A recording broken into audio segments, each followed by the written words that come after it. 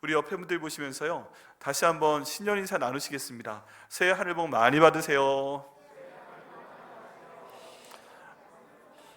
네, 하나님께서 새해 하늘 복 많이 주실 것을 믿습니다. 올해 송구영 신예배 때는 오셨지만 또 출타하셨다가 오신 분들은 처음 보시는 거잖아요. 여러분 항상 하나님께 복을 빌어주시기를 바랍니다. 우리가 할 수 있는 것은 복을 빌어주는 거고요. 그리고 복을 주시는 분은 누구세요? 하나님 아버지이십니다. 네, 하나님 아버지이십니다. 복을 주시는 분이 계시기에 저희가 너무나도 행복합니다. 그렇죠? 네, 그런데 우리 역할은 뭐예요? 복을 빌어주는 겁니다. 축복하는 것입니다. 그를 통해서요, 주변 분들 보실 때마다 항상 축복해 주시기를 바랍니다. 그래서 우리 성도를 보시고 가족 보시고 우리 어린아이들, 아까 우리 목사님들 애들도 보고요, 우리 세빈이 얼마나 이쁩니까? 우리 하연이 얼마나 이쁩니까? 주원이도 얼마나 이쁘고, 볼 때마다요 여러분 축복해 주시고요, 또 군대 가는 친구들 청년들 축복해 주시고요, 서로 축복을 해 주시면요 우리 교회가 하나님이 해주시는 복으로 넘칠 줄 믿습니다. 아멘. 그만큼 우리 지난주 신년 기도회 때 말씀드린 것처럼 우리가 입으로 구해야 하나님이 주십니다. 복도 많이 빌어주시고 한 분 한 분 주님 주시는 복에 정말 풍성하게 복을 받으시는 올해 되시기를 예수님의 이름으로 축원합니다. 올해 우리 교회 표어가 있습니다. 여기 현수막이 있는데요, 한번 같이 읽어보시겠습니다. 시작. 성령 충만한 예배로 하나님을 경험하는 교회. 네, 성령 충만한 예배로 하나님을 경험하는 교회. 이것이 저희 교회가 올해 한 해 동안 기도하면서 나아가는 것입니다. 이 표어는 매년마다 바뀔 수 있지만 저희 교회에 저 복음 광고 있잖아요.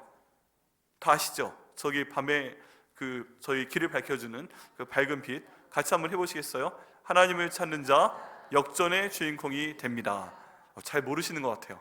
한 번 더 해보시겠어요? 시작. 하나님을 찾는 자 역전의 주인공이 됩니다. 아멘. 우리 성령 충만한 예배를 통해서 하나님을 경험하시고요, 우리가 계속 하나님을 찾아서 올해 하나님께서 역전을 일으키시는 우리 한 분 한 분과 가정과 우리 교회 되게 하시기를 예수님의 이름으로 축원합니다. 주님께서 이루실 것을 믿습니다. 그래서 올해 말씀 가운데는 저 성령 충만이 무엇인지, 성령님에 대해서, 그리고 정말 예배 드리는 것에 대해서, 그리고 하나님을 경험하는 것은 무엇인가, 이런 내용으로 주의 말씀을 초반에 좀 전하고자 합니다.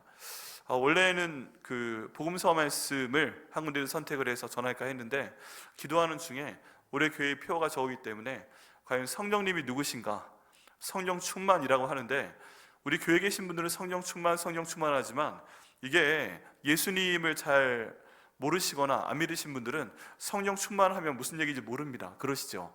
또 성령님이 누군지도 잘 모릅니다. 그러시죠? 많이 들어보셨는데 성령님이 뭐 하시는 분이래? 어떻게 생겼대? 이런 말씀을 하실 수도 있어요. 근데 여러분, 지금 모든 세상 가운데서 하나님의 일을 진짜 직접 하시는 분은 바로 성령 하나님이십니다. 우리 하나님이 계시고 성자 예수님이 계시고 성령 하나님이 계시는데, 우리 하나님은 대략 알겠고 예수님 너무 유명하시고, 근데 성령 하나님께서 우리와 함께 계시고 내 마음에 계신다고 하는데 이분이 누구신지 잘 모르십니다. 그래서 이런 내용들을 좀 정리해서 주의 말씀에 말씀드리고요, 성령이 충만해서 예배드리는 것은 무엇인가, 또 이렇게 했을 때 정말 하나님을 경험하게 되는가, 어떻게 경험할 수 있는가, 다른 사람들 다 하나님을 경험하고 있는데 나는 경험하지 못하고 있는 거 아니야?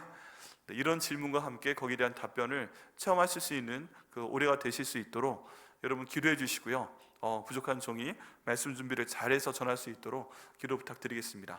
하나님께서 반드시 이루실 줄 믿습니다. 자, 올해 저희가 하나님 은혜 가운데 지난 주간 동안에 신년 기도회를 가졌습니다. 오신 분들도 많아서 감사했고요, 그리고 또 영상으로 시청해 주신 분들 감사합니다. 이런 내용들이 하나님께서 저에게 주시는 말씀인데, 오늘 주일 말씀이 그 신년 기도회의 마지막 말씀이라고 보시면 됩니다. 지난 주간 동안에 저희가 말씀드린 내용 간단히 요약을 해드리면 이렇습니다. 저희가 하나님께 나와야 된다는 것입니다. 하나님께 저에게 원하시는 것이 있습니다. 그런데 명령이 있는데 첫 번째 명령은 기도해라가 명령이 아니었어요. 첫 번째 명령은 골방에 문을 닫고 들어가라 하는 것이었습니다. 오셨던 분들 기억나시죠? 네, 여러분, 저희가 기도할 때 그냥 하는 게 아닙니다. 우리 예수님께서 말씀하신 것은 골방, 이 골방의 뜻은 창문이 없는 방을 말합니다. 내가 밖을 볼 수도 없고 밖에서 볼 수도 없고 그 골방입니다.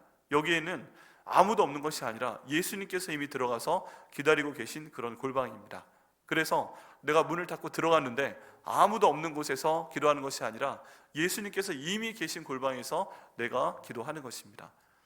그래야만 기도가 진행이 되는 거예요. 모든 방해하는 것은 다 골방 문 밖에 놓고 들어갑니다. 그러면 예수님께서 그 가운데 계시고 우리가 함께 대화하는 것입니다. 여러분, 그래서요, 우리 오래 신앙생활의 첫 번째는 골방을 만드셔야 됩니다. 내 기도하는 장소, 기도하는 시간을 따로 분류하셔야 됩니다. 여러분, 기도하실 때 골방을 반드시 만드십시오.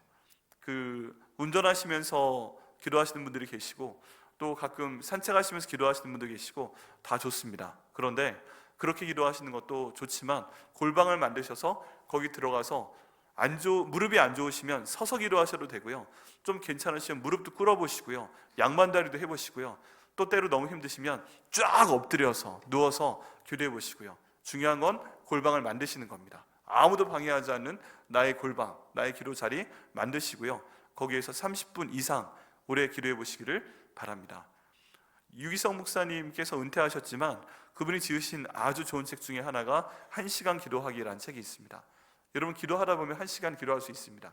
그렇기 때문에 꼭 우리 교회 성도들은 올해 한번 해보시길 바랍니다. 골방 정하시고 기도 제목을 적어 놓으시고 30분에서 1시간 하나님께 기도하셔서 하나님께서 어떻게 나에게 일하시는지 우리 전부 다 한번 같이 경험을 해보는 겁니다. 그럼 내용도 목장에서 나눠주시길 바랍니다. 또 그 다음 말씀드린 것은 저희가 하나님께 기도를 반드시 해야 되되 우리가 부정적인 말을 하지 않는다는 것입니다. 여러분, 저희가 성령께서 저희 안에 계시는 존재이기 때문에 속삭이듯 부정적인 얘기를 해도 하나님의 두 귀 사이에 저희가 소리 지르는 것과 똑같습니다. 히브리어 동사의 7개의 그 형태가 있는데 저희가 하나님 앞에 그냥 불평하는 거 있잖아요. 속삭이듯 저희가 불평을 했을 때 성경적인 표현에 따르면 하나님의 두 귀가 우리 앞에 있습니다. 그래서 우리가 하는 얘기를 굳이 주의 깊게 들으려고 하지 않아도 하나님의 오른쪽 귀 여기, 왼쪽 귀 여기 있기 때문에 되게 힘드네, 하나님 왜 이러시는 거야, 진짜 열받네, 정말 너무 힘들어 죽고 싶네, 뭐 이렇게 속삭이듯 해도 하나님의 두 귀가 우리 귀 앞에 있기 때문에요, 하나님 귀에는 에이 하고 엄청나게 큰 소리로 들리게 됩니다. 네, 그렇기 때문에 여러분, 오래 절대 하시면 안 되는 것 중에 하나가 불평하시는 겁니다. 속삭이듯 하지 마시고 크게도 말씀하지 마시고 불평하는 건 하지 않으시기를 바랍니다. 그리고 우리가 해야 되는 말이 있습니다. 그 말은 기도의 내용들입니다. 이 기도의 내용들은 내가 적어서 하는 것도 있지만 저희가 한 단계 높은 차원의 기도를 드리기 위해서 해야 되는 것이 있습니다. 그게 뭐냐면 하나님께서 내게 무엇을 주시고자 하시는지 받는 거예요.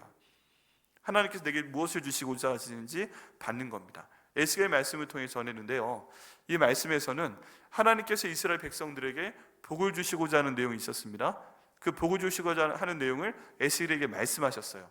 내가 너희 성읍을 다시 건축해 주겠다, 이미 잡혀간 사람들 다시 채워주겠다, 이미 양들 소들 없지만 거기에 그런 가축들을 다시 주시겠다 말씀을 하시는데 꿈도 꿀 수 없는 그런 얘기들입니다. 그런데 그거를 에스겔에게 말씀하시고 기도시키십니다. 그리고 에스겔은 그 내용을 바벨론에 잡혀간 사람들한테 이야기해 줍니다. 우리 하나님이 나에게 보여주셨는데 우리 예루살렘으로 돌려보내실 거래, 언제 돌려보실지 모르겠는데 성전 성읍 다시 건축해 주시겠대, 거기 사람들 다시 많게 해 주시겠대, 거기 다시 한번 소와 양들이 가득 차게 해 주시겠대. 정말? 진짜 그렇게 말씀하셨어요? 진짜라니까? 하나님 말씀하신 거니까 우리가 알고 있어야 돼. 근데 하나님이 한 가지 더 말씀하신 게 있어. 그게 뭡니까? 에스겔 선지자님, 하나님이 그렇게 주시려고 하는데 그래도 너희가 기도로 간구해야 된대 라고 가르쳤습니다. 그래서 바벨론에 잡혀가 있는 사람들이 이런 내용들을 미리 알고 기도했습니다. 하나님, 다시 한번 건축해 주시겠다고요, 예루살렘을. 그럼 주실 것을 믿습니다. 건축해 주시옵소서. 하나님, 사람들을 두시겠다고 하시는데 어떤 사람들을 두시는 거죠? 하나님 생각은요, 이 사람들 포로 돌려보내시는 것이었습니다. 꿈도 못 꿀 일이죠. 그런데 하나님, 그게 뭔지 모르겠지만 사람들 채워주옵소서 기도하고요. 세 번째, 소와 양을 다시 한번 넣으시겠다고요? 어떻게 하시려고요? 하나님 생각은 이들이 가져가는 것이었습니다. 그래서 우리에게 이루어 주실 그 모든 기도의 응답들을 미리 저희한테 주시고 기도시키시는 하나님의 섭리가 있습니다.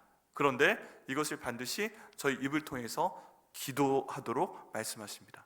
여러분, 그러니까요, 마음에 담아두시지 마시고 기도하셔야 됩니다. 입술로 소리내서 기도하셔야 됩니다. 한때 침묵기도라는 것이 한 20년쯤 전에 많이 유행이 됐어요. 그런데 정말 급한 순간, 정말 힘든 순간, 그땐 우리 소리 질러서 기도하게 돼 있습니다. 내가 강이나 바다 가서 수영을 하다가 갑자기 물에 빠져 죽을 만한 상황이 생겼어요. 그때 여러분, 살려주세요! 사람 살려! 이렇게, 아니면 침묵기도 하세요. 꼴딱꼴딱, 사람 살려주세요. 내가 지금 죽을 것 같아요. 이래요? 아니면 사람 살려! 이래요? 죽는 순간에는 살려주세요! 꼴딱꼴딱꼴딱 살려주세요! 사람! 뭐 이렇게 해가지고 있는 힘을 다해서 소리가 내서 끽 소리까지 내가지고 내가 여기 있는 걸 보이려고 하면서 손도 막 흔들고 그래요. 그죠? 그 순간에 침묵기도 하실 분? 안 계시죠? 침묵기도 필요합니다. 중요한 기도 중에 하나입니다. 근데 정말 힘든 순간에는 소리가 터져 나오게 되어 있습니다. 여러분, 오래 침묵기도도 하시지만 터져 나오는 그 기도를 통해서 하나님께서 이미 주신 그 기도의 내용들을 충분히 기도하셔가지고 응답 받으시길 예수님의 이름으로 축원합니다. 네, 그리고 이제 오늘의 말씀이에요. 염려에 대한 내용입니다.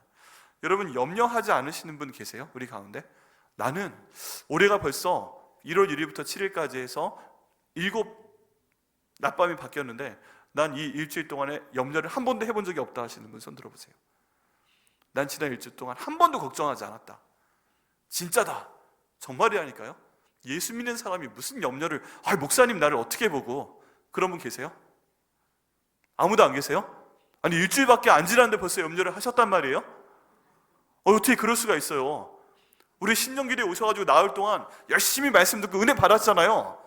근데도 염려가 되세요? 되신 모양이네. 제가 말씀을 잘못 전했나 보네요. 그죠? 어떻게 하면 좋죠?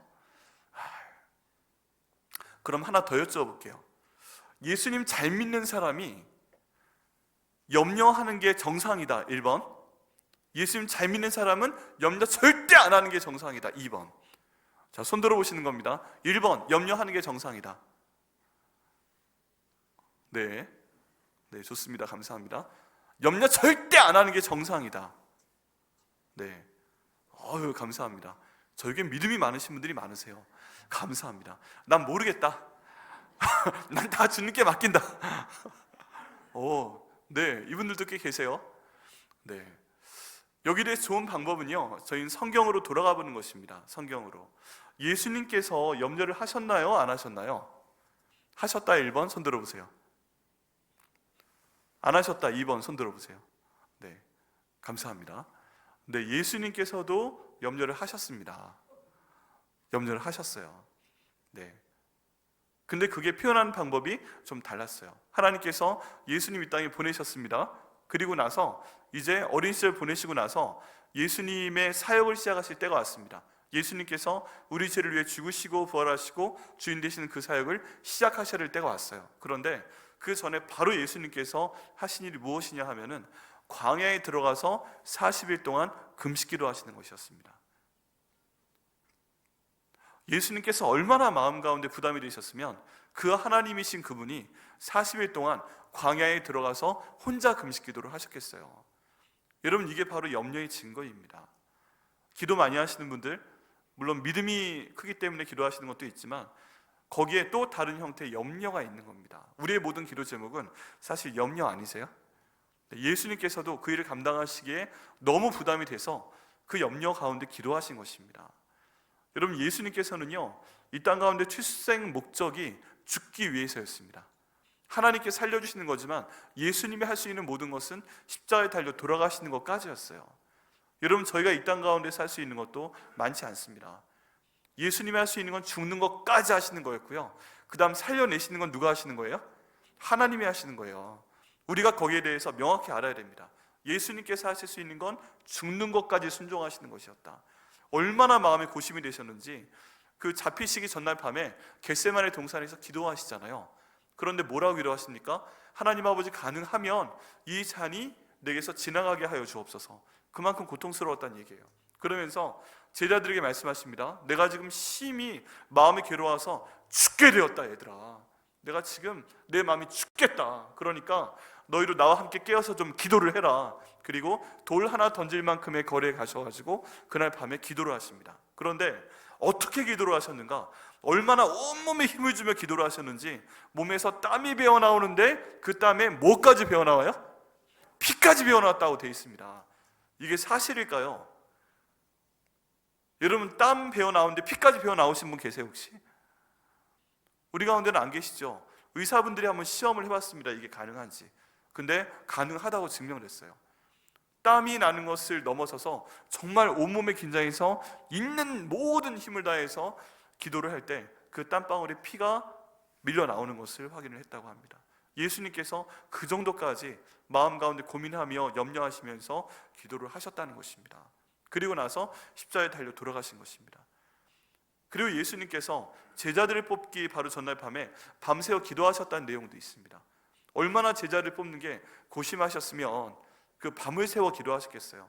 여러분, 사람 뽑아가지고 같이 일하는 거 굉장히 힘든 일입니다. 경험해 보셨겠지만 내 친구긴 한데 같이 만나서 놀 때랑 밥 먹을 때랑 같이 일할 때가 굉장히 다를 때가 있습니다. 그죠?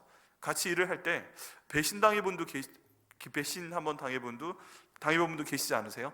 진짜 믿는 친구였고 어릴 때부터 아주 친한 친구고 밥 먹을 때 좋았고 영화 볼 때 좋았고 놀러 갈 때 좋았고 캠핑할 때 좋았는데 일을 같이 해봤는데 이놈이 내가 알던 놈이 아니네. 가장 중요한 순간에 내가 아니라 돈을 선택을 하네.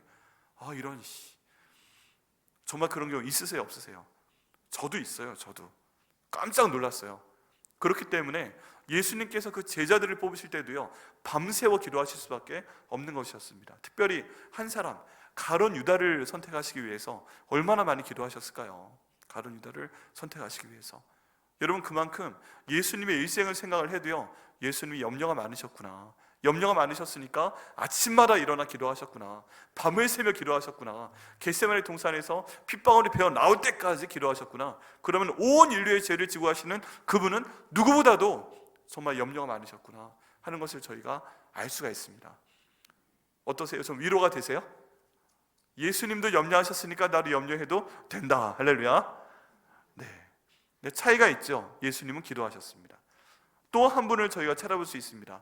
바로 유명하신 사도 바울인데요, 사도 바울께서는 걱정이 없는 것 같아요. 빌립보서에 있는 말씀 보면 이 양반이 로마 감옥에 갇혀 있을 때 보낸 그 편지가 빌립보서인데 여기 보면 기뻐해라 기뻐해라 그런 얘기가 항상 있고 감사해라 감사해라 하는 얘기가 있습니다. 그래서 많은 목사님들이 설교하시기에 사도 바울께서 감옥에 갇혀가지고 그렇게 고통을 당하면서까지도 기뻐해라 감사하라 하니까 우리 고통은 유도 아니에요. 여러분, 염려는 뭐 다 이렇게 보내세요. 사도 바울을 보세요. 그런 얘기합니다. 그런데 이 사도 바울께서 에바브로디도라는 자기 친구에 대한 얘기를 합니다. 동역자에 대한 얘기를 합니다. 근데 여기에 대해서 하나님께서 놀라운 경험을 하게 하십니다. 에바브로디도라는 이 동역자가 친구가 다 죽게 생겼는데 하나님이 살려주신 거예요. 근데 이 얘기를 간증하면서 하나님께서 내 근심 위에 근심을 더하는 것을 막아주시려고, 내가 지금 염려가 많은데 이 염려하는 것에 더 큰 염려하는 것을 막아주시려고 내 동역자 에바브로디도를 살려주셨습니다. 할렐루야. 이렇게 말하는 것입니다. 이 내용만 봐도요 사도 바울이 얼마나 걱정의심이 많았는지 알 수 있습니다. 우리 사도 바울도 걱정의심이 많으셨구나 저희가 알 수가 있습니다. 그래서요 저희가 걱정의심하는 거, 염려하는 거 당연합니다. 분명히 걱정할 수밖에 없습니다. 다만 차이점은 뭐예요? 이분들은 그게 있어도 다 기도하는 분들이었고 우리들은요 거기에 대해서 내가 짊어지고 가는 게 참 많다는 것입니다. 여러분, 스트레스 받으면 몸에 영향이 옵니다. 우리나라 사람들 가운데 10분 중에 7, 8분 정도가 그 몸과 마음이 참 잘 연결이 되어 있습니다. 그래서 마음 가운데 걱정이 있으면 몸에도 그 걱정이 나타나게 되고 몸이 굉장히 힘들고 어려우면 마음도 힘들어집니다. 그래서 처음에 위로부터 시작이 된다고 그래요. 소화가 안 되기 시작하고 위에 이상이 생기고 그 다음 머리 쪽이 아프게 되고 그 다음에 점점 내려와서 갑상선도 안 좋아지고 심장도 안 좋아지고 그런 순으로 돈다고 그래요. 근데 왜 그래요? 이 염려를 자꾸만 내가 갖고서 어떻게 해보려고 하니까 자꾸 몸에 그런 영향이 나타난다는 것입니다. 이런 것들을 봤을 때 저희가 염려로부터 자유로울 수가 없습니다. 우리가 신령 기도를 해도 염려는 우리 마음 가운데 있습니다. 그리고 이미 올해 시작이 된 지 새해 하늘 복 많이 받으세요 하고 난 다음에 일주일밖에 안 지났는데도 우리한테는 염려가 있습니다. 그러면 우리는 어떻게 이 염려에 대처를 해야 될까요? 거기에 대한 내용이 오늘 말씀 가운데 있습니다. 7절 말씀 저희가 읽었는데요, 너희 염려를 다 주께 맡겨라 라고 말씀하고 있는데, 이 그럼 염려가 뭔가 하는 걸 한번 생각을 해봐야 됩니다. 여러분, 염려가 뭔가요? 염려가 어떤 거예요? 내가 갖고 있는 염려는 무엇인가 한번 생각을 해보셔야 됩니다. 이게 헬라어 단어로는 메림나라는 단어를 씁니다. 그런데 이 메림나라는 단어가 신약 성경에 몇 군데 더 나오게 됩니다. 다 볼 수는 없고요, 두 군데만 보게 되면 이게 염려가 어떤 특성을 가지고 있구나 하는 것을 저희가 알 수가 있습니다. 첫 번째 말씀은 마태복음 13장 22절에 나오는 말씀입니다.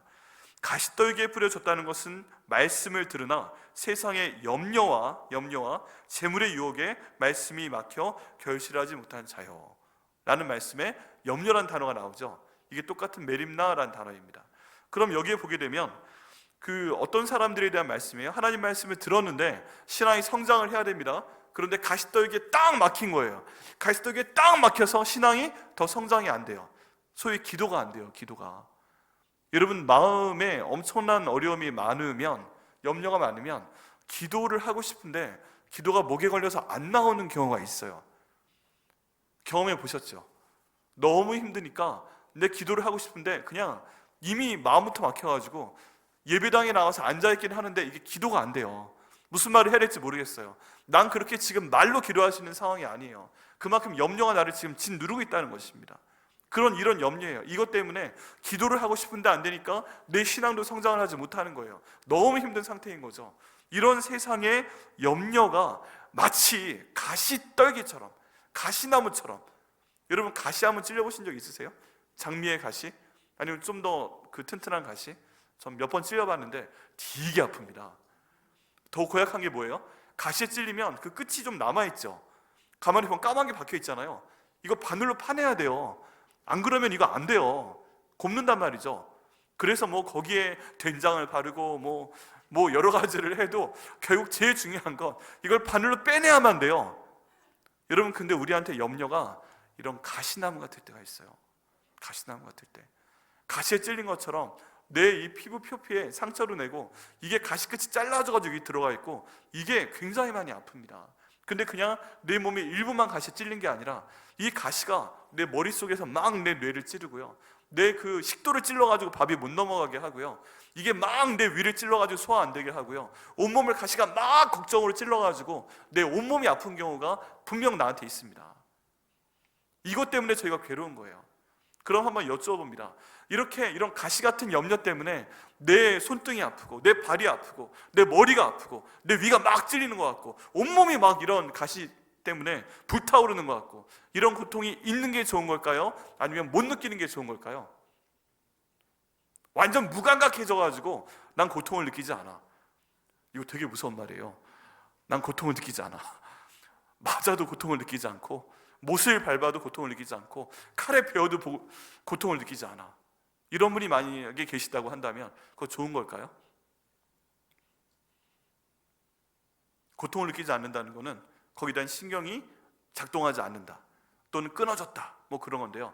나는 고통을 느끼고 싶지 않기 때문에 내 몸에 있는 신경이 다 끊어졌으면 좋겠다 생각하시는 분 손 들어보세요. 주여, 제 몸에 있는 신경을 끊어 주시옵소서, 감각기관을 막아 주시옵소서. 이런 분은 한 분도 안 계세요? 다행이시네요. 들었다 지금 내리신 거 아니죠?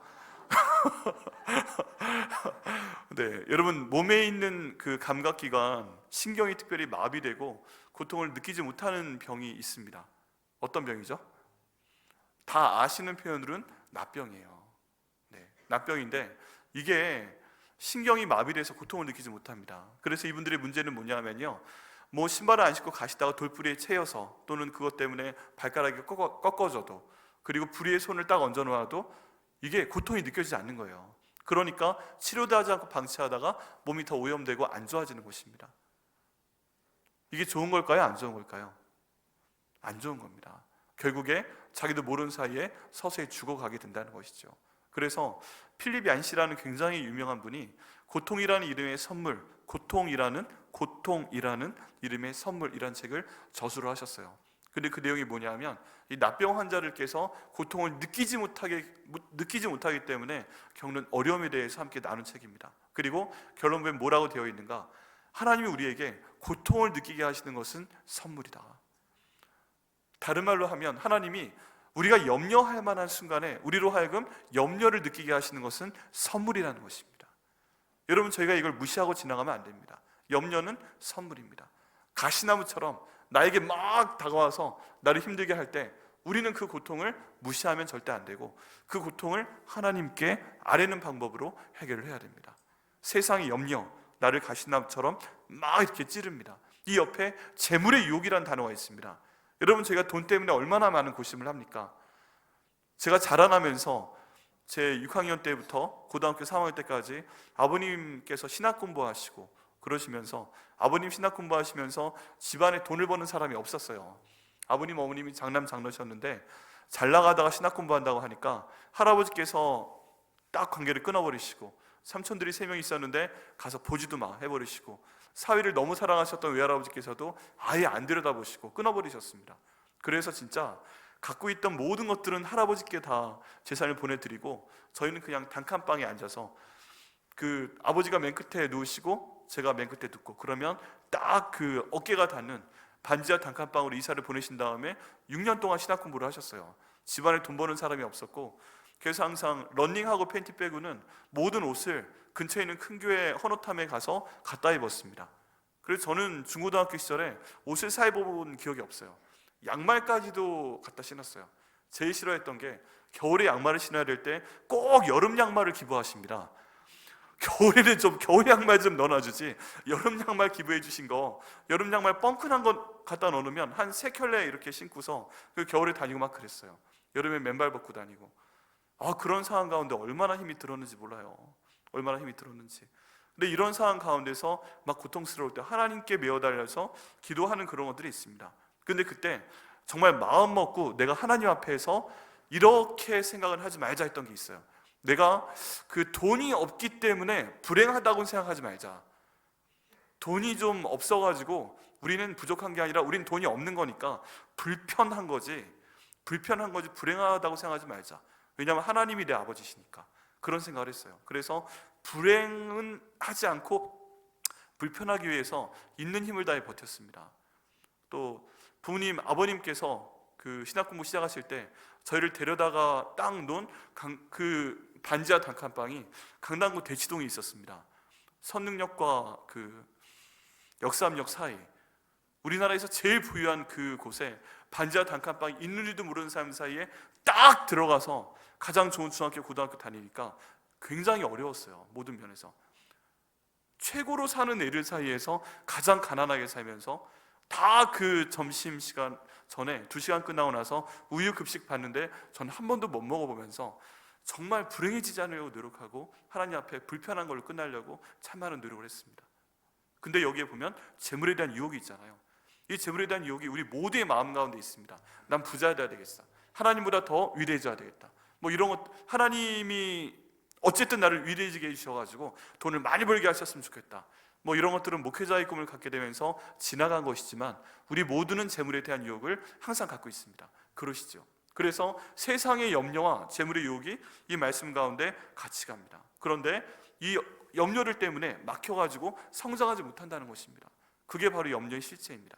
나를 가시와 같이 막 내 마음을 괴롭게 하는 것. 또 한 군데 말씀이 있습니다. 누가복음 21장 34절 말씀인데요, 너희는 스스로 조심하라. 그렇지 않으면 방탕함과 술 취함과 생활의 염려로 마음이 둔하여지고 뜻밖의 그날이 덫과 같이 너희에게 임하리라 라고 말씀을 하십니다. 여기에 보면요, 스스로 조심하라고 얘기합니다. 이게 너희 염려하지 말려고 조심해. 스스로 조심해라. 염려하지 않도록, 너무 고통스러워하지 않도록, 너무 불행해지지 않도록 조심해라. 그리고 너무 불행해졌을 때 이렇게 되는 걸 조심하라고 얘기합니다. 그게 뭐냐면 첫 번째, 방탕함이에요. 우리가 너무 힘들면 이걸 좀 어떻게 해소를 해야 되잖아요.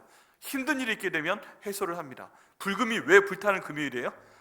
한 주간 내내 힘들었으니까 그날 저녁만은 좀 신나게 놀아보자, 망가져보자, 한 주간 동안 고생했던 것을 다 한번 떨쳐버리자, 이렇게 해서 뭔가 좀 쾌락을 즐기는 거 아니겠어요? 맛있는 것도 먹어보고, 오늘 저녁에 좀 과식도 해보고, 오늘 저녁에 춤도 좀 춰보고, 그 다음에 두 번째 술 취함이 나옵니다. 그래 수고 많았다 하고 술을 마시면서 한번 고통을 씻어버려 보자는 것이죠. 이런 것들을 하지 말라라고 얘기하고 있습니다. 조심해라. 너희가 방탕한 거, 술 취한 거, 그 다음 세 번째, 생활에 염려가 있을 때 마음이 둔하여진다 라고 성경이 경고하고 있습니다. 여러분, 마음이 둔해지는 거, 아까 말씀드린 대로 신경이 끊어진 것과 비슷한 거예요.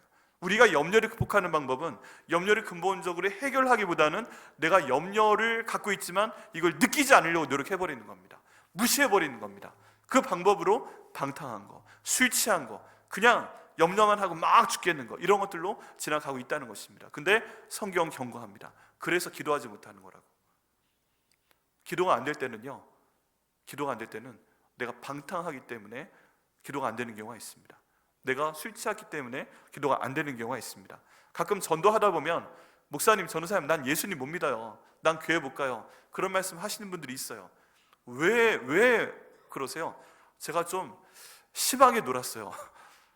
아, 그러셨어요. 잘 노셨나 보네. 또는 제가 담배를 좀 많이 펴서, 제가 좀 술을 많이 마셔서, 딴 건 다 되는데 저는 매일 저녁 약주 한잔 하지 않으면 잠이 안 와요. 근데 교회 나가면 뭐 술 마시지 말라고 그러잖아요. 난 그거 안 되는데, 난 그래서 안 되겠어요. 그러세요.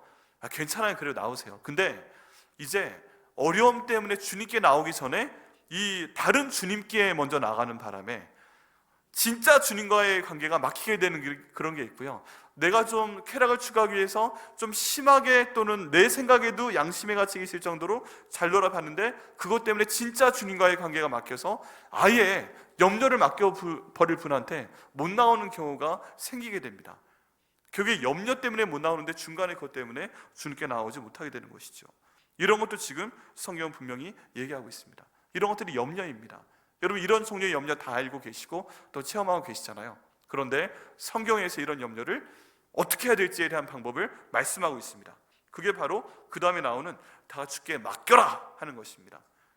자, 우리 한번 기도해 보시겠어요? 주님, 저희 모든 염려를 주님께 맡겨버립니다. 네, 그렇게 하실 줄 믿습니다. 주님께 맡겨버리는데, 이 맡겨버리는 게 뭘까요? 여러분, 영어 번역으로 보면 던져버린다는 뜻입니다. 내 모든 염려를 던져버려요. 근데 이게 좀 모양이 안 나오죠. 모양이, 내 염려가 있는데 이게 염려가 있으면 이게 주님 받으세요 하고 던져버려요? 좀 뭔가 이상하죠. 네, 뭔가 좀 이상합니다. 맡기는 게 던져버리는 것이다. 맡기는 게 던져버리는 것이다. 이 맡긴다라는 단어가 성경에 똑같이 나오는 곳이 한 군데 더 있습니다. 그게 어디냐 하면, 예수님께서 예루살렘에 들어오실 때 그 제자들이, 사람들이 자기의 겉옷을 가져다가 예수님이 타고 계신 그 나귀의 안장으로 덮어놨다는 표현이 있어요. 그리고 예수님을 그 위에 앉히시고 예루살렘에 들어오시도록 그 나귀를 끌고 갑니다. 이때요, 옷을 걸쳐놓았다는 표현하고 이게 던져버렸다는 표현이 같은 표현이에요. 다른 말로 하면은, 여러분, 예수님께 주님 받으세요, 던집니다, 이렇게 해서 염려를 던지는 게 아니라, 예수님께서 나의 모든 짐을 지시기 위해서 나귀를 타고 오시고자 할 때 그 위에, 그 나귀에 내 염려를 한번 걸쳐놔 본다, 이렇게 생각하시는 것이 좋은 방법 중에 하나인 것 같습니다. 근데 어떤 방식으로 이렇게 나의 모든 염려를 그 예수님 타고 계신 나귀에 걸쳐놓을 수 있겠는가? 이 방법을 좀 더 구체적으로 볼 필요가 있습니다. 그것은요, 바로 그 앞에 있는 6절과 관계에 있습니다. 여러분, 지금 저희가 읽은 7절, 너희 염려를 다 주께 맡겨라 라고 할 때요, 맡겨라 라는 내용이 우리말로 보면 떨어져 있는 것 같지만, 이 문장을 그 원어로 보거나 아니면 다른 언어로 보게 되면 독립된 문장이 아닙니다.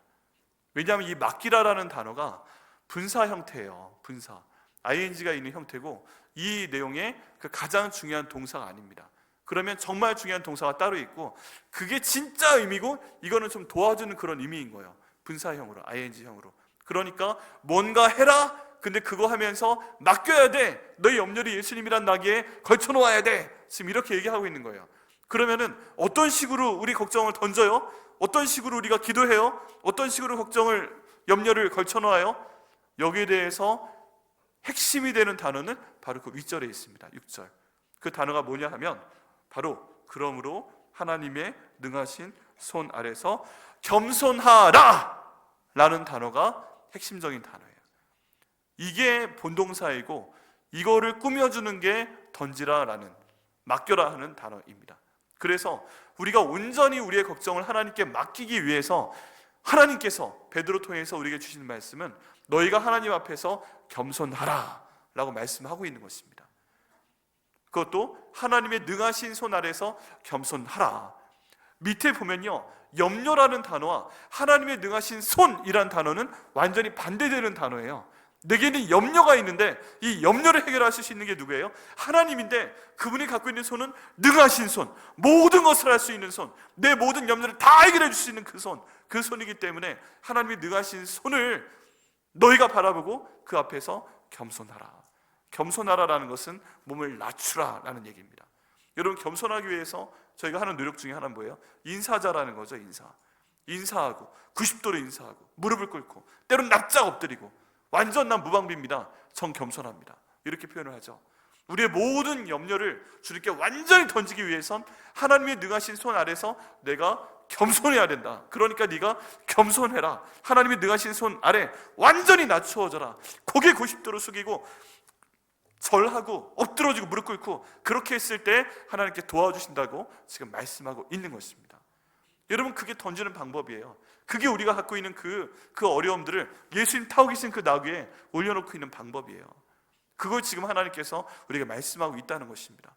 여러분, 저희가 전부 다 높이 올라가고 싶어요. 나 교만하고 싶어요. 나 사람들 내 밑에 두고 싶어요. 내가 아무리 겸손한 척 하려고 해도 그런 교만한 마음이 있는 사람들은 몸에서 풍겨 나옵니다. 사람이 영과 영이 서로 마주치는 존재이기 때문에 내가 아무리 겸손한 척 하려고 해도 우리 마음에 있는 교만은 밖으로 드러나고 내 마음 가운데 있는 자부심은 밖으로 드러납니다. 그런데 설령 사람 간엔 그런다 할지라도 하나님 앞에 섰다고 믿고 겸손하라 라고 지금 말씀하시는 것입니다. 하나님 보시기에 절대 교만하지 말아라. 그게 하나님께서 우리의 문제를 해결해 주시는 방법이고 우리가 하나님께 우리의 염려를 맡길 수 있는 방법입니다.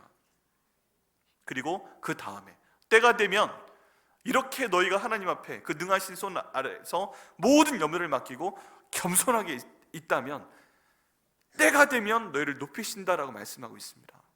여러분, 하나님은요 저희 마음 깊은 곳을 알고 계십니다.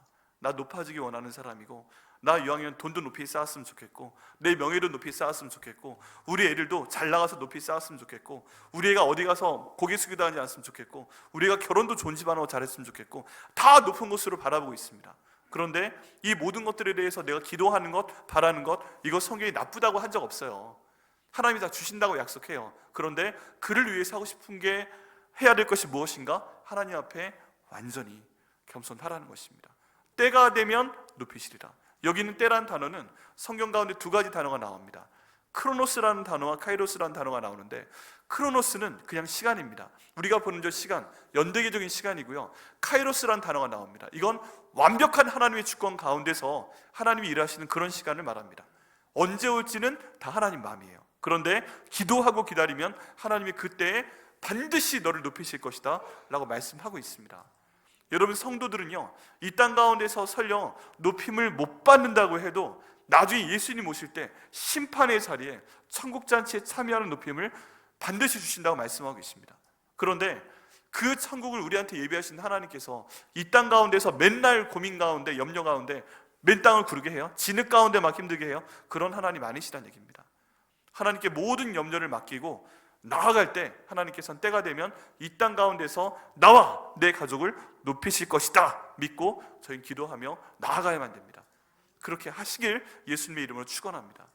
이런 상황이 되면요 그 다음 구절로 연결됩니다. 그 다음에 주께 맡겨라. 이는 그가 너희를 돌보심이라 라고 말씀하십니다. 여기에서 이는 이건 왜냐하면이에요. 왜냐하면 너희 염려를 다 주께 맡겨버리라. 왜냐하면 그가 너희를 돌보시기 때문이다. 여기 돌본다는 단어는 돌봐주는 거죠. 돌봐주는 거. 그런데 이 돌봐주는 거에 그 헬라어의 원어적인 의미는 관심을 갖고 있다는 뜻입니다. 관심을 갖고 있다는 뜻이에요. 여러분, 저희가 누군가 돌봐주기 전에 처음 하는 것은 관심을 갖는 것입니다. 여러분, 사람과 사람 사이에 관심이 있으면은 서로 알아요, 몰라요? 그 두 사람 모를 수도 있어요. 근데 옆에서 보는 사람은 또 알아요. 우리 초, 중, 고등학교 시절에 짝사랑 많이 해보셨죠? 짝사랑 해보신 분? 근데 짝사랑 하다 들켜보신 분? 야, 이 짝사랑 하는 것도 들키는 게 장난 아니죠? 네. 근데 왜 들켜요? 내가 누군가한테 관심을 갖고 있다 보면 그 사람을 보게 됩니다. 3초 이상 바라보면 관심이 있다는 거죠. 근데 딴 거 하다가 3초 동안 멍하니 바라보다가 안 돼! 그리고 또 이러다가 3초 동안 멍하니 바라보다가 그럼 옆에서 보는 애들이 야, 너 쟤 좋아하지? 그냥 좋아하지? 나한테만 좀 말을 하지. 근데 야, 너 쟤 좋아하지? 아니야! 그러면 맞구만 뭐 이렇게 해서 단박에 들키게 됩니다. 관심은요, 숨길 수가 없어요. 그런데 하나님께서도 우리에게 관심을 가지면 숨길 수가 없습니다. 그리고 하나님의 관심은 우리를 사랑하시고 돌보시는 형태로 우리에게 나타납니다. 우리에게 관심 갖고 우리를 사랑해 주시고 우리를 돌보시게 되면 우리의 모든 염려를 그분이 해결해 주시는 쪽으로 하나님은 사랑을 표현하실 것을 믿습니다. 여러분, 그러기 위해서 저희가 해야 되는 것은 무엇인가? 여러분, 신령 기도회 때 말씀드린 대로 골방을 반드시 만드시기를 바랍니다. 기도하라가 첫 번째 명령이 아니라 문 닫고 골방으로 들어가라 하는 말씀을 먼저 순종하시길 바랍니다. 그리고 기도하라 라는 말씀에 그 다음 순종하시되 기도 제목 만드세요. 이제 저희 교회에서 저희 부목사님들과 의논해서 구체적인 방법을 만들어서 말씀을 드리려고 합니다.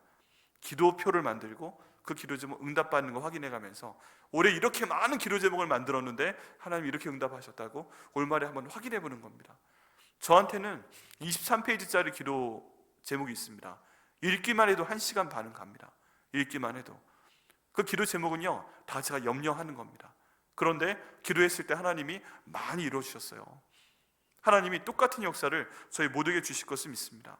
올해 저는 그 제목을 담긴 그 기도 노트를 좀 더 확장시키고자 합니다. 몇 페이지가 더 붙을 것 같아요. 그 이유가 뭐냐면 이 말씀을 적용하기 위해서입니다.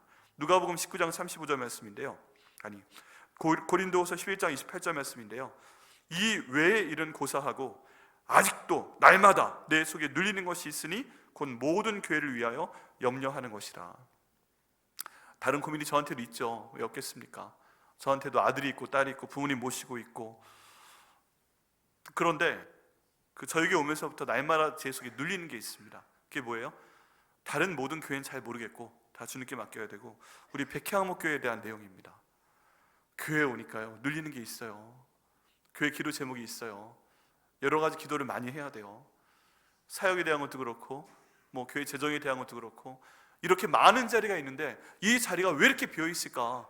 하나님 이 자리 채워 넣으라고 하나님이 이 교회 만드신 거 아닙니까? 그러면 하나님 보내주셔야지. 거기에 대한 마음의 눌림, 영적인 눌림이 있고요.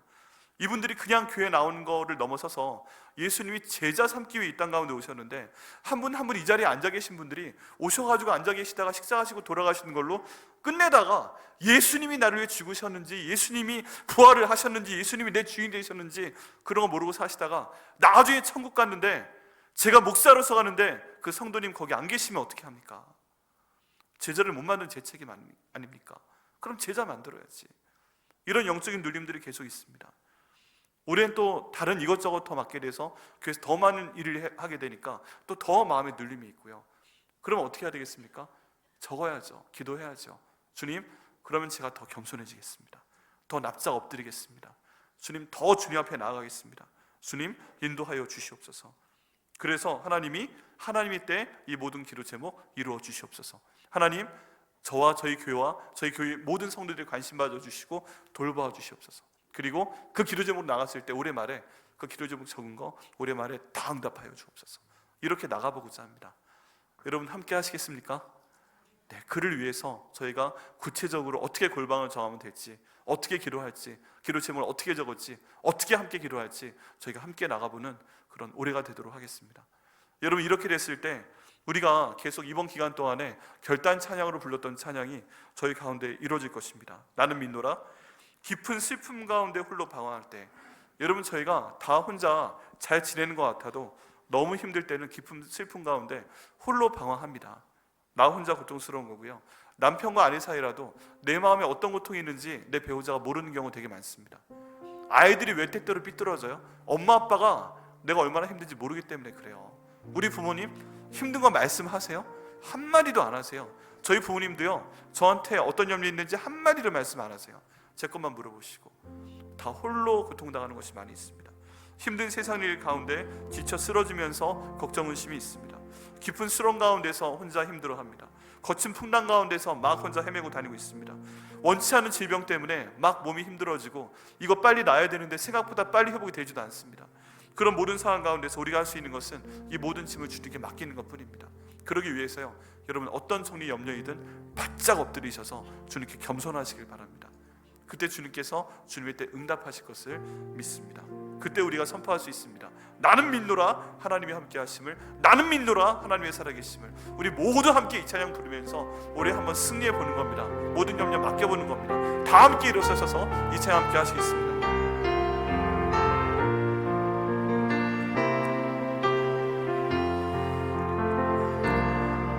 깊은 슬픔 가운데 홀로 방황할 때 주님은 나를 위로하셨고, 힘든 세상 일 속에 지쳐 쓰러질 때도 주님은 나를 인도하셨네.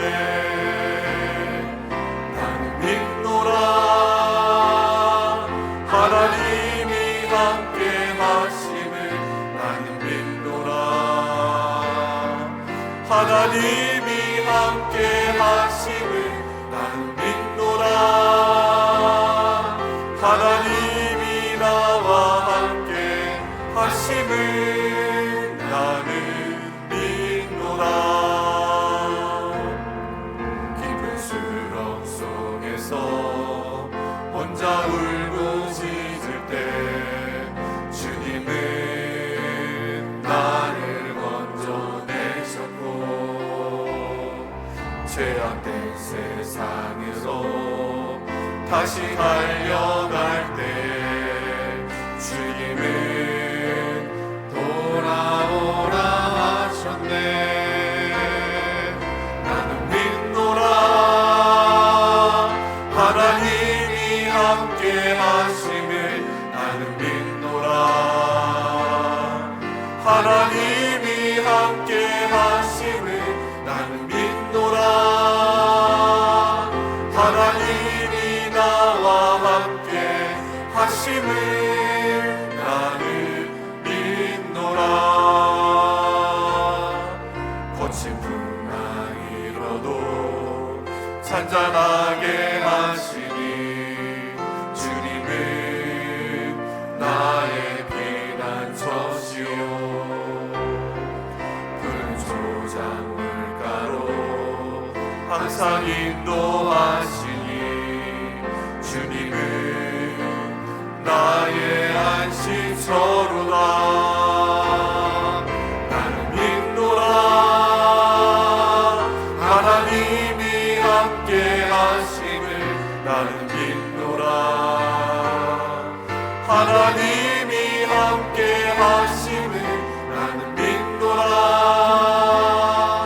하나님이 나와 함께 하심을 나는 믿노라.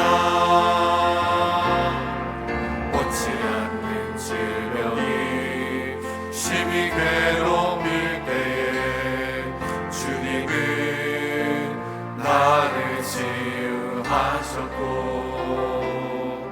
주님이 하기 위해 능력 달라 할 때에 주님은 각종 은사 주셨네. 나는 믿노라. 하나님이 함께 하심을 나는 믿노라. 하나님이 함께 하심을 나는 믿노라. 하나님이 나와 함께 하심을. 우리 두 손 들고 후렴만 다시 한번 찬양합니다. 나는 믿노라. 하나님이 함께 하심을 나는 믿노라. 하나님이 함께 함께 하심을 나는 믿노라.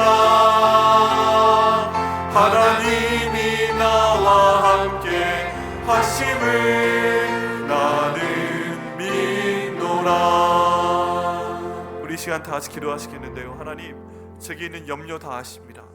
마치 가시와도 같은 그 염려들이 저를 찌르고 있는 거 아십니다. 제 머리를 찌르고 있는 거 아십니다. 제 식도를 찌르고 있는 거 아십니다. 제 위를 찌르고 있는 거 아십니다. 하나님, 온몸을 찌르고 있는 거 아십니다. 이 염려가 나를 찔러서 견딜 수가 없는 가운데 있습니다. 하나님, 이 상황 가운데 저희 모든 염려를 주님께 맡겨버릴 수 있도록 인도하여 주옵소서. 예수님 타고 계신 그 나귀의 안장 가운데 겉옷을 올려놓는 것처럼 나의 모든 염려를 올려놓을 수 있도록 인도하여 주옵소서. 하나님의 능하신 손 아래에서 하나님, 제가 완전히 엎드려져서, 무릎을 꿇어서 엎드려져서 겸손한 마음으로 주님께 나의 모든 염려를 맡길 수 있도록 인도하여 주옵소서. 내 염려와 완전 반대되는 것이 하나님의 능하신 손 아닙니까? 그 손 의지하며 나아가오니 주님 붙들어 주시옵소서. 하나님, 그럴 때 하나님의 때, 하나님의 방법으로 나의 모든 염려 해결하여 주시옵소서. 그를 통하여서 주님, 주께서 저희를 돌보시는 것을 경험하는 오래 될 수 있도록 인도하여 주시옵소서. 주여, 한 번에 주여 기도합니다. 주여, 하나님 아버지, 주께서 인도하여 주시고 하나님, 주께서 도와주셔서 나의 모든 염려를 하나님 아버지께 맡길 수 있도록 인도하여 주옵소서. 주님, 다시 그 나귀 가운데 내 모든 염려를 올려놓을 수 있도록 인도하여 주시옵소서. 하나님 아버지, 하나님 앞에서 겸손하게 하여 주옵소서. 무릎 꿇고 기도하게 하시고 골방을 정하게 하시고 무릎 꿇고 기도하게 하시고 완전 엎드러질 수 있도록 하나님 인도하여 주옵소서. 그를 통해서 하나님의 때, 하나님의 방법으로 저희 모든 염려를 해결하시는 그 하나님의 능력을 체험할 수 있도록 인도하여 주옵소서. 내게 관심 갖고 계신 하나님 아버지, 저희를 돌봐주시고 저희 가족을 돌봐주시고 백향목교의 모든 염려를 돌봐주셔서 아버지, 내 가운데 응답받는 모든 염려가 해결되는 그런 역사가 우리 나타날 수 있도록 아버지 인도하여 주시옵소서. 하나님, 감사합니다. 저희의 모든 염려를 다 주님께 맡길 수 있도록 인도하여 주옵소서. 아버지, 가시떨기와 가시나무와 같은 그런 모든 염려 때문에 고통받는 저를 알고 계십니다. 저희 가족을 알고 계십니다. 아버지, 가시는 빼낸 것 같은데 가시 끝이 남아서 계속 괴롭게 하고 계속 따끔거리게 하는 그 고통을 주님 알고 계십니다. 주님, 이 모든 염려 주님께 맡깁니다. 주님, 빼주시옵소서. 해결하여 주시옵소서. 주님의 능하신 손이 저희 모든 염려보다 더 크시지 않습니까? 주님께 겸손히 저희 무릎을 꿇습니다. 골방을 정합니다. 기도 주먹 갖고 들어갑니다. 납작 엎드려서 기도합니다. 그때 주님, 하나님 때 하나님의 방법으로 저희 모든 염려를 다 없어지게 하여 주시옵소서. 아멘. 응답하여 주시옵소서. 아멘. 이 불편함 다 사라지게 하여 주시옵소서. 아멘. 하나님께서 관심 갖고 계신 저와 저희 가정과 저희 백향목교회가 하나님 은혜 가운데서 완전히 자유로워지며 주께서 돌보시는 것을 체험할 수 있는 올해가 될 수 있도록 인도하여 주시옵소서. 아멘. 이제는 우리 주 예수 그리스도의 놀라우신 사랑과 하나님 아버지의 자비로우심과 성령 하나님의 감화 감동 교통하심이 하나님 아버지, 저희 모든 염려를 주님께 맡기겠습니다. 하나님, 제가 하나님 앞에 완전히 무릎을 꿇겠습니다. 하나님, 납작 엎드리겠습니다. 하나님, 겸손해지겠습니다. 골방을 정하겠습니다. 기도 주먹 갖고 들어가겠습니다. 하루에 30분 이상 기도하겠습니다. 하나님, 하나님 때 하나님의 방법으로 이루어주실 것을 위해 기도하겠습니다. 이렇게 하나님 앞에 기도하고 나가는 우리 백향목교회 성도 한 분 한 분과 그 가정과 우리 백향목교회 위에 지금부터 영원까지 함께 하시기를 간절히 축원하옵나이다. 아멘.